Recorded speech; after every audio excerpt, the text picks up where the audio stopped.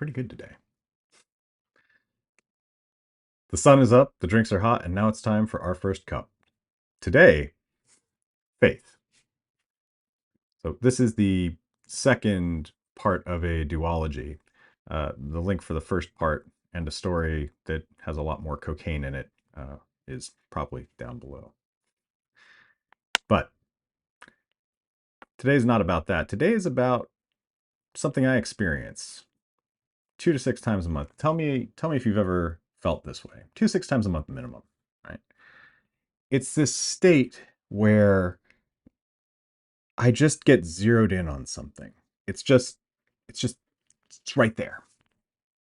And it doesn't leave my head. I can get up, I can move away from it. It's there, right? Sometimes it's a project. Sometimes it's a person, a conversation. Sometimes it's a video game. Sometimes it's, something I'm doing with someone I care about. But it's just there. And sometimes this state can last minutes or hours. So, sometimes it's so intense that like it'll happen for, a while, and then a day later it'll come right back. You ever feel like that before? You ever have that happen before? You probably have. In fact, most people have. Most people have experienced some form or another of hyperfocus, and the experience is so ubiquitous that even with me describing what it is, you may not have identified with all of it, but you definitely identified with some of it. You may have even had the word hyperfocus come to mind before I said it, right? As it turns out, uh, people with ADHD seem to experience hyperfocus at a higher rate than people without ADHD. But there's something curious about hyperfocus, at least from like a scientific perspective. Hmm. And that is, believe it or not, from a scientific perspective, there is not a single agreed upon definition of hyperfocus. It's kind of crazy, right? Like this thing that so many people experience, right? That especially people with ADHD experience, especially people with autism experience. There's not a single kind of solid definition, right? Last time I checked in the literature, there was somewhere between 7 and 9 definitions that kind of have different parts. It's like if it was a family photograph, you could tell that they're all kind of related, but they're definitely not all the same person. And person on this side and the person on that side look totally different from each other. You know what I'm talking about? There's no definition that is universally accepted. And this I find incredibly fascinating, right? Because I'm someone who loves science, like capital LOVE, all 4 letters, loves science. Right? I believe it is probably the best system that we have for generating knowledge, for understanding our world, for getting down into the real mechanisms of what makes us tick as a species and what makes everything that we're involved with kind of tick, right? It's got more integrity than just about any other system out there. And yet, in order to bring the full power of that beauty, you need to have a solid definition, a consistent definition, right? And we don't have that yet.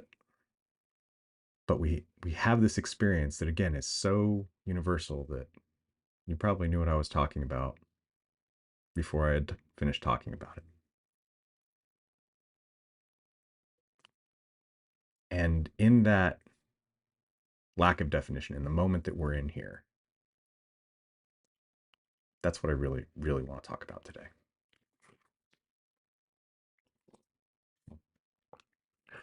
Because the reality is that when it comes to like what we know, even scientifically, uh, hell, even mathematically, and anything that's a fact, or almost anything that's a fact, has been at this point, right? Where there's some idea of what it might be, but there's no fully defined lines. There's no full shape to it.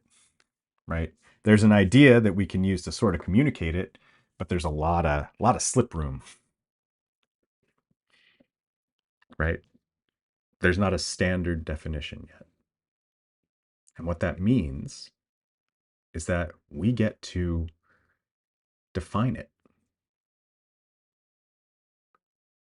Just think about that. Like we get to add to the understanding. We get to define the understanding.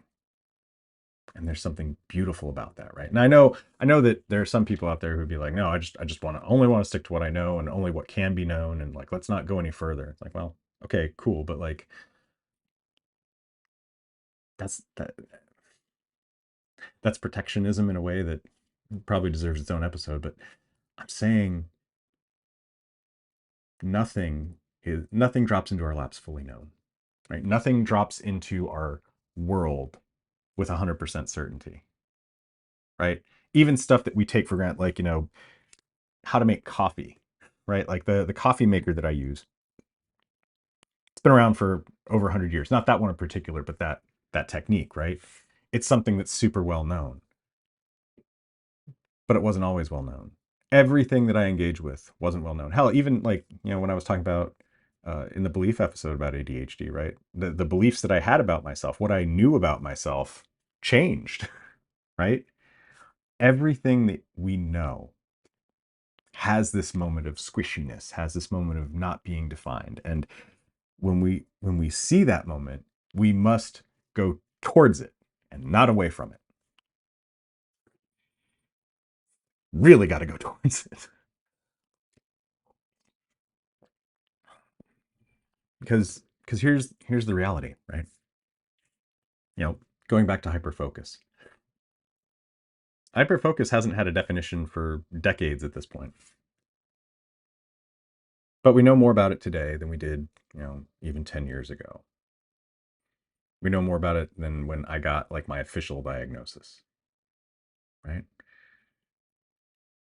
But the only reason that we know more about it is because there have been people who have been willing to kind of poke and prod at the edges respectfully, but to kind of like explore what's there, to kind of look into that miasma and see if there's anything that's useful, right? Scientifically or artistically, right? Because that's the other thing too, is like when we define stuff, when we add to definitions, we're not just, doing science, we're not just, creating knowledge, we're also creating ways that we can communicate. We're creating ways that we can talk to each other about our experiences, about our being, about things we've seen and done or things that we want to see and do and be, right?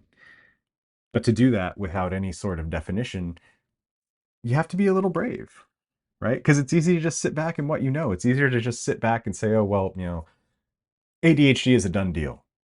We don't need to know anything more about it. We don't need to know anything more about this scientific idea or that political idea or this cultural idea. We don't need to know anything more about ourselves, our biology, our psychology. We don't need to know more about anything.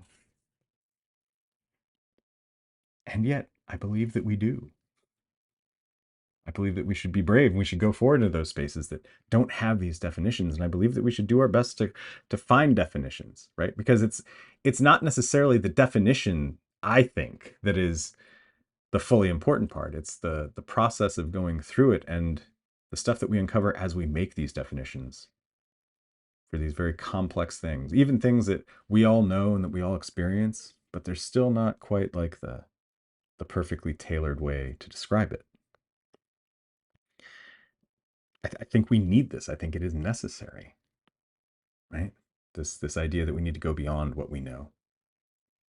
This idea that we can believe that there is more worth knowing, that there's more worth doing, there's more worth being.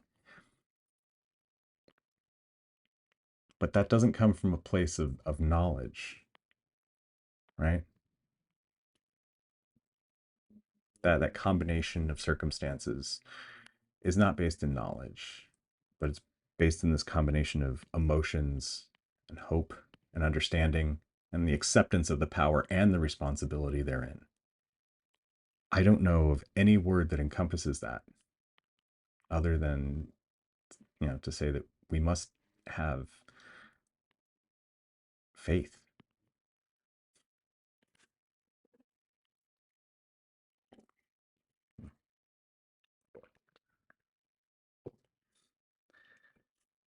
Now, no matter what you've heard or what I've said, please remember two things.